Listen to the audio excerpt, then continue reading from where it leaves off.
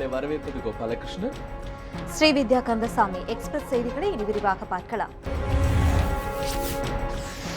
திருச்சி மாவட்டம் மணப்பாறை அருகே நடைபெற்ற ஜல்லிக்கட்டு போட்டி. கருங்குளத்தில் நடைபெற்ற ஜல்லிக்கட்டு போட்டியை கண்டுகளித்த குவிந்த பொதுமக்கள்.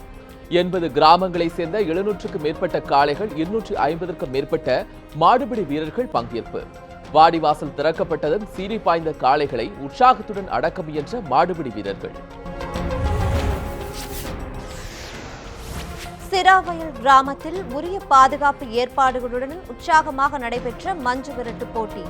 சிவகங்கை, மதுரை, புதுக்கோட்டை மாவட்டங்களில் இருந்து பங்கேற்ற 300க்கும் மேற்பட்ட காளைகள் ஆர்வத்துடன் களமிறங்கி விளையாடிய நூற்றுக்கணக்கான மாடுபிடி வீரர்கள். போட்டியை காண குவிந்த 5000க்கும் மேற்பட்ட பொதுமக்கள். பாதுகாப்பு பணியில் 700க்கும் மேற்பட்ட காவல்துறையினர். ராமநாதபுரம் அருகே சாயல்குடியில் நடைபெற்ற ரேக்லா ரேஸ் பந்தயம். ஜல்லிக்கட்டு மீதான தடை நீக்கத்திற்கு பிறகு நடைபெற்ற போட்டி என்பதால் ஆர்வத்துடன் குவிந்த பார்வையாளர்கள். ரேக்லா ரேஸில் கலந்து கொண்ட 10க்கும் மேற்பட்ட வண்டிகள். ரேக்லா ரேஸ் பந்தயத்தையொட்டி பாதுகாப்பு பணியில் ஈடுபட்ட ஏராளமான போலீசார். சென்னை மெரினா மற்றும் பட்டினப்பாக்கத்தில் நள்ளிரவு 12 மணி முதல் அமலுக்கு வந்தது 144 தடை உத்தரவு.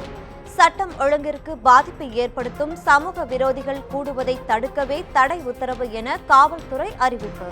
குடும்பத்தினர், குழந்தைகள், நடைபயிற்சி செல்வோர், ஓய்வு எடுப்பவர்கள் மெரினாவிற்கு செல்லலாம் எனவும் காவல்துறை தகவல்.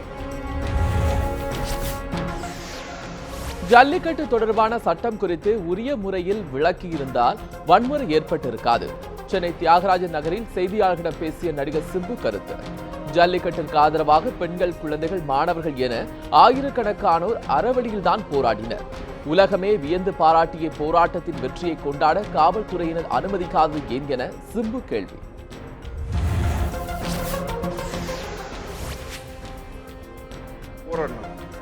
என்னன்னா இவங்க எல்லாருமே போராடினது. ஜல்லிக்கட்டு விவகாரத்தில் கைது செய்யப்பட்ட அனைவரையும் விடுவிக்க வேண்டும் என சிம்பு வலியுறுத்தல். இல்லை என்றால் தம்மையும் கைது செய்யுமாறு காவல்துறைக்கு வேண்டுகோள். நடவடிக்கை எடுக்கவில்லை எனில் அறவழியில் போராடப் போவதாகவும் அறிவிப்பு. அரசியலுக்கு வராமல் மக்களுக்காக தொடர்ந்து போராடப் போவதாகவும் நடிகர் சிம்பு பேட்டி. ஜல்லிக்கட்டு போராட்டத்தின் போது நிகழ்ந்த கலவரம் தொடர்பாக சிபிஐ விசாரணைக்கு உத்தரவிட வேண்டும். லட்சிய திமுக கட்சி தலைவரும் நடிகருமான டி ராஜேந்தர் வலியுறுத்தல். ஜல்லிக்கட்டு மீதான தடை நீங்கி இருப்பது வெற்றியின் முதற்படி என பாராட்டு. சென்னை நடுக்குப்பம் மீனவ மக்களுக்கு எதிராக அரசு எவ்வித நடவடிக்கையும் எடுக்கக்கூடாது எனவும் வேண்டுகோள். ஜல்லிக்கட்டு போராட்டம் தொடர்பாக மாணவர்கள் மீது போடப்பட்ட வழக்குகளை வாபஸ் பெற வேண்டும். போராட்டத்தில் ஈடுபட்ட மாணவர்களுடன் சென்று முதலமைச்சர் ஓ பன்னீர்செல்வம், நடிகர் ராகவா லாரன்ஸ் நேரில் கோரிக்கை. கலவரத்தில் பாதிக்கப்பட்டவர்களின் மருத்துவ செலவு முழுவதையும் அரசே ஏற்க வேண்டும் எனவும் வேண்டுகோள். தனி தமிழ்நாடு உள்ளிட்ட முழக்கங்களை தாம் எதிர்த்ததாகவும் ராகவா லாரன்ஸ் தகவல். ஜல்லிக்கட்டிற்காக போராடிய போது கைதான மாணவர்களை உடனடியாக விடுவிக்குமாறு திரைப்பட இயக்குநர் கௌதமன் வேண்டுகோள். முதலமைச்சர் ஓ பன்னீர்செல்வத்தை நேரில் சந்தித்து கோரிக்கை. பீட்டா அமைப்பிற்கு தமிழகத்தில் தடை விதிக்க நடவடிக்கை எடுக்குமாறும் வலியுறுத்தல். சென்னை மெரினாவில் தமிழக அரசு விதித்துள்ள 144 தடை உத்தரவை திரும்ப பெற வேண்டும். திருச்செந்தூரில் செய்தியாளர்களிடம் பேசிய விடுதலை சிறுத்தைகள் கட்சி தலைவர் திருமாவளவன் கோரிக்கை. ஈழப் போராட்டத்தில் உயிர்நீத்த முத்துக்குமாரின் நினைவு நாளை மெரினாவில் தடை உத்தரவு பிறப்பிக்கப்பட்டுள்ளதாக திருமாவளவன் குற்றம் சாட்டு. ஜல்லிக்கட்டு போராட்டத்தின் போது போலீசார் நடத்திய தடியடி பற்றி விசாரிக்க நீதிபதிகள் தலைமையில் விசாரணை குழு அமைக்கவும் வலியுறுத்தல். பவானி ஆற்றின் குறுக்கே தடுப்பணை கட்டும் கேரள அரசின் முயற்சிக்கு கண்டனம். கேரள எல்லை அருகே உள்ள ஆனைக்கட்டி பகுதியில் பல்வேறு அமைப்பினர் சார்பில் ஆர்ப்பாட்டம். திமுக, தந்தை பெரியார் திராவிடர் கழகம், விவசாய அமைப்புகள் உள்ளிட்ட பல்வேறு அமைப்புகள் சார்பில் போராட்டம். ஆனைக்கட்டி வழியாக கேரளா செல்லும் சாலைக்கு தமிழக காவல்துறையினர் சீல். கேரள எல்லையை நோக்கி செல்ல முயன்றவர்களை கைது செய்த காவல்துறை. கேரள முதல்வரை நேரில் சந்தித்து பவானி ஆற்றின் குறுக்கே தடுப்பணை கட்டுவதை தடுத்து நிறுத்த வேண்டும். தமிழ்நாடு காங்கிரஸ் கமிட்டியின் முன்னாள் தலைவர் EVKS இளங்கோவன் தமிழக முதலமைச்சர் ஓ பன்னீர்செல்வத்திற்கு வலியுறுத்தல். ஆந்திராவிற்கு சென்று கிருஷ்ணா நதிநீரை பெற்று வந்தது போல் கேரளாவிற்கு சென்று வர கோரிக்கை. சென்னை மெரினாவில் வன்முறை இல்லாமல் கூட்டங்கள் நடத்த அனுமதி அளிக்க வேண்டும் எனவும் வேண்டுகோள். அங்கீகாரம் இல்லாமல் செயல்படும் நர்சரி பள்ளிகளை முறைப்படுத்த தமிழக அரசு முடிவு. முறைப்படுத்துவதற்கான அரசாணை தமிழக அரசால் விரைவில் வெளியிடப்படும். கோவையில் செய்தியாளர்களிடம் பேசிய பள்ளி கல்வித்துறை அமைச்சர் பாண்டியராஜன் உறுதி. மாணவர்கள் கல்வியில் சிறந்து விளங்க காஞ்சிபுரம் அருகே யோக ஹயக்ரீவர் கோயிலில் சிறப்பு பூஜை. செட்டி புண்ணிய கிராமத்தில் ஹயக்ரீவர் கோவிலில் நடத்தப்பட்ட சிறப்பு பூஜையில் ஏராளமானோர் பங்கேற்பு. புத்தகங்கள் மற்றும் பேனாக்களை வைத்து வழிபட்ட மாணவர்கள்.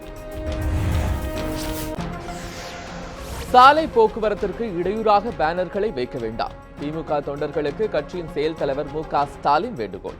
போக்குவரத்திற்கும் பொதுமக்களுக்கும் இடையூறு ஏற்படாத வகையில் பேனர்கள் வைக்க கோரிக்கை. பெரியார், அண்ணா, கருணாநிதி, அன்பழகன் ஆகியோரின் படங்கள் மட்டுமே பேனரில் இடம்பெற வேண்டும் என்றும் வலியுறுத்தல். வருமான வரி விலக்கு உச்சவரம்பை 5 லட்சம் ரூபாயாக உயர்த்த வேண்டும். மத்திய அரசிற்கு பாமக நிறுவனர் ராமதாஸ் வலியுறுத்தல். தங்கம் மீதான இறக்குமதி வரியை 5% குறைக்க வேண்டும் எனவும் கோரிக்கை. நிறைவேற்றாத ரயில் திட்டங்களுக்கு உரிய நிதியை ஒதுக்க நடவடிக்கை எடுக்க வேண்டும் எனவும் வேண்டுகோள். இந்திய நீதித்துறையின் எதிர்காலம் இளம்பெண் வழக்கறிஞர்கள் மற்றும் சட்ட மாணவர்களிடமிருந்துதான் உள்ளது. சட்டக்கல்லூரி மாணவர்களுக்கான பரிசளிப்பு விழாவில் உச்சநீதிமன்ற நீதிபதி குரியன் ஜோசப் பேச்சு. பெண்கள் அதிக அளவில் சட்டத்துறையை தேர்ந்தெடுப்பதால் நீதித்துறைக்கு நல்ல எதிர்காலம் இருப்பதாக கருத்து. வரும் காலத்தில் தமிழக நீதித்துறைக்கு திறமையான இளம் வழக்கறிஞர்கள் பலர் கிடைப்பார்கள் எனவும் குரியன் ஜோசப் நம்பிக்கை. ரயில்வே கட்டண சலுகைகளை பெற ஆதாரை கட்டாயமாக மத்திய அரசு முடிவு. மத்திய பட்ஜெட் தாக்கலின் போது அறிவிப்பு வெளியாகும் என எதிர்பார்ப்பு. அரசின் பல்வேறு சலுகைகளை பெற ஆதார் பயன்படுத்தப்பட்டு வருவதால் நிதித்துறை ஆலோசகர்கள் கணிப்பு. சென்னை ராயப்பேட்டை பகுதியில் துப்பாக்கி முனையில் நடைபெற்ற கொள்ளை முயற்சி. முன்னலால் என்பவரின் கடையில் கொள்ளையடிக்க வந்த 4 பேர் கைது. வாயில் துப்பாக்கி வைத்து மிரட்டிய கொள்ளையர்கள். கொள்ளையரில் ஒருவரை சுற்றி வளைத்து பிடித்து காவல்துறையிடம் ஒப்படைத்த பொதுமக்கள். பிடிபட்ட நபர் உத்தரப்பிரதேசத்தை சேர்ந்த ரவி என காவல்துறை தகவல். கேரளாவிற்கு சென்று திரும்பிய வேலூர் மாவட்டம் குடியாத்தம் பகுதியை சேர்ந்த மேலும் ஒருவருக்கு பன்றிக் காய்ச்சல். கேரளாவிற்கு சுற்றுலா சென்று திரும்பிய 22 பேரில் 2 பன்றிக் காய்ச்சலால் ஏற்கனவே உயிரிழப்பு. நாகம்மாள், விஜயா உயிரிழந்த நிலையில் கிருஷ்ணவேணி என்பவருக்கு பன்றிக் காய்ச்சல் பாதிப்பு. பன்றிக் காய்ச்சல் பாதிப்பால் வேலூர் மக்கள் பன்றிக் காய்ச்சலை தடுப்பதற்காக 10 லட்சத்துக்கும் அதிகமான மாத்திரைகள் கையிருப்பில் உள்ளன. திருச்சியில் செய்தியாளர்களிடம் பேசிய மக்கள் நல்வாழ்வு மற்றும் குடும்ப நலத்துறை அமைச்சர் விஜயபாஸ்கர் தகவல். மக்கள் அச்சம் கொள்ள வேண்டாம் எனவும் வேண்டுகோள். திருப்பூர் மாவட்டத்தில் மர்ம காய்ச்சலால் 9 வயது சிறுமி உயிரிழப்பு. காய்ச்சல் காரணமாக தசரா பாளையத்தை சேர்ந்த சேனாமூர்த்தியின் 9 வயது மகள் ரித்திகா மரணம். கோவை தனியார் மருத்துவமனையில் அனுமதிக்கப்பட்டிருந்த ரித்திகா சிகிச்சை பலனின்றி உயிரிழந்ததால் சோகம். சென்னை எழும்பூரில் நடைபெற்ற RSS அமைப்பின் பேரணி. RSS சீருடையில் அணிவகுத்து சென்ற ஏராளமான சைவ சேகவர்கள். முக்கிய விதிகள் வழியாக சென்று முடிவடைந்த பேரணி.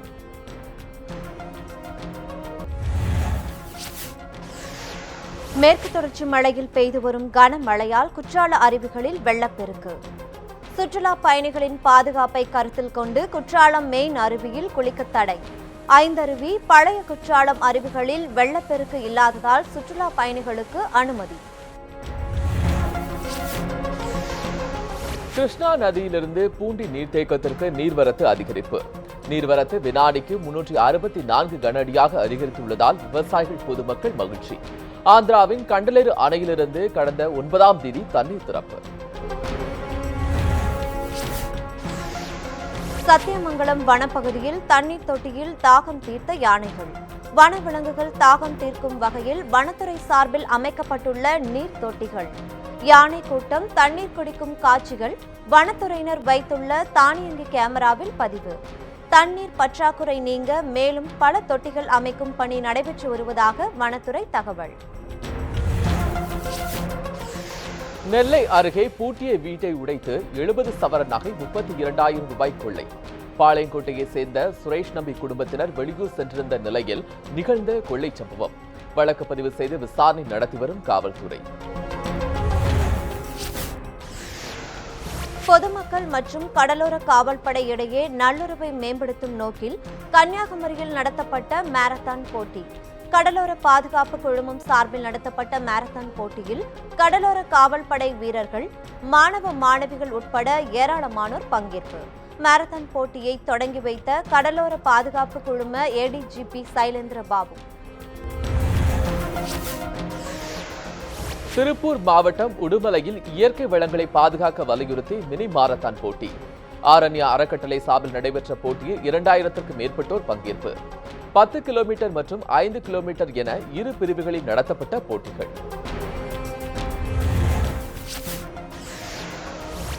ஓமலூர் அருகே உள்ள கருக்கல்வாடி, வகுத்தனூர் கிராமங்களில் நடைபெற்ற எருதாட்டம். அம்மன் கோவில் விழாவை முன்னிட்டு கோவிலை சுற்றி காளை மாடுகளை ஓடவிட்ட மக்கள். எருதாட்டம் நிகழ்ச்சியை கண்டுகளித்த கிராம மக்கள். எருதாட்டம் முடிந்த பிறகு காளைகளுக்கு பூஜை செய்து வழிபாடு. திருவண்ணாமலை மாவட்டம் செங்கம் அருகே கோவில் பூட்டை உடைத்து 10 பவுன் நகை மற்றும் பணம் திருட்டு. பரமநந்தல் கிராமத்தில் கங்கையம்மன் ஆலயத்தில் நடைபெற்ற திருட்டால் பரபரப்பு. முட்புதூரில் வீசி சென்ற காலி உண்டியலை கைப்பற்றிய போலீசார். கைரேகை நிபுணர்களை கொண்டு குற்றவாளிகளை கண்டுபிடிக்க நடவடிக்கை. மத்திய பட்ஜெட்டில் தமிழகத்திற்கு சுமார் 50,000 கோடி ரூபாய் ஒதுக்கப்பட்டுள்ளது. சிவகங்கை மாவட்டம் புதுவையில் பகுதியில் பாஜக செயற்குழு கூட்டத்தில் கலந்து கொண்ட மத்திய இணையமைச்சர் பொன் ராதாகிருஷ்ணன் தகவல். திருவனந்தபுரம், கன்னியாகுமரி, சென்னை, பாண்டிச்சேரி உள்ளிட்ட பகுதிகளில் கடல்வழி போக்குவரத்து துவங்கவும் முடிவு. சிராவையில் நடைபெற்ற ஜல்லிக்கட்டு மனநிறைவை தருவதாக பொன் ராதாகிருஷ்ணன் பேட்டி. எண்ணூர் துறைமுகத்தில் கப்பல்கள் மோதிய விபத்தில் கடலில் படிந்துள்ள எண்ணெய் படலத்தை அகற்ற நடவடிக்கை எடுக்க வேண்டும். எண்ணூர் திருவொற்றியூர் கடற்கரையில் கடற்வாழ் உயிரினங்கள் செத்து கரை ஒதுங்கியதை அடுத்து மீனவர்கள் கோரிக்கை. எண்ணெய் படலத்தால் சுற்றுச்சூழல் பாதிக்கப்படும் என அச்சம். தேனி மாவட்டம் பெரியகுளம் அருகே பெய்து வரும் மழையால் கும்பகரை அருவியில் நீர்வரத்து அதிகரிப்பு. நீர்வரத்து அதிகரிப்பால் கும்பகரை அருவிக்கு அதிக அளவில் வந்து செல்லும் சுற்றுலா பயணிகள். கழிப்பிட வசதி, குடிநீர் உள்ளிட்ட அடிப்படை வசதிகளை மேம்படுத்த சுற்றுலா பயணிகள் கோரிக்கை. பெண்களுக்கென்று அருவி பகுதியில் தனியிடம் ஒதுக்கவும் வேண்டுகோள். தஞ்சாவூர் மாவட்டம் திருவையாறு அருகே நடுக்காவிரியில் வீடு இடிந்ததில் 2 படுகாயம்.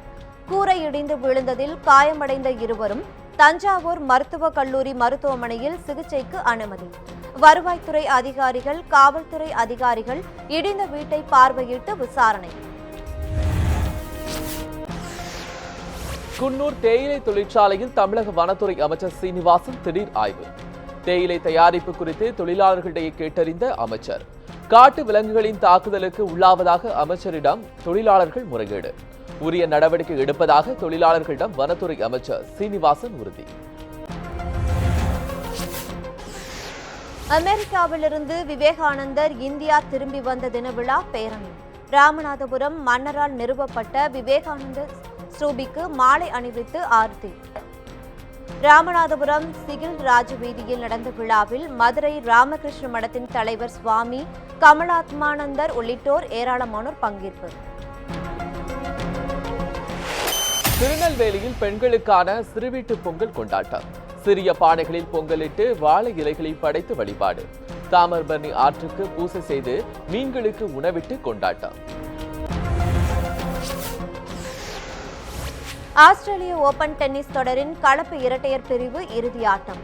தோல்வியை சந்தித்த இந்தியாவின் சானியா மிர்சா, குரோஷியாவின் இவான் டோடிக் ஜோடி. மெல்போர்னில் நடைபெற்ற போட்டியில் அமெரிக்காவின் அபிகைல் ஸ்பயர்ஸ், கொலம்பியாவின் ஜீவன் செபாஸ்டின் ஜோடி வெற்றி. எக்ஸ்பிரஸ் செய்திகள் இத்துடன் நிறைவடைந்தது. மேலும் பல செய்திகளுக்கு தொடர்ந்து இணைந்திருங்கள் நியூஸ் 7 தமிழோடு.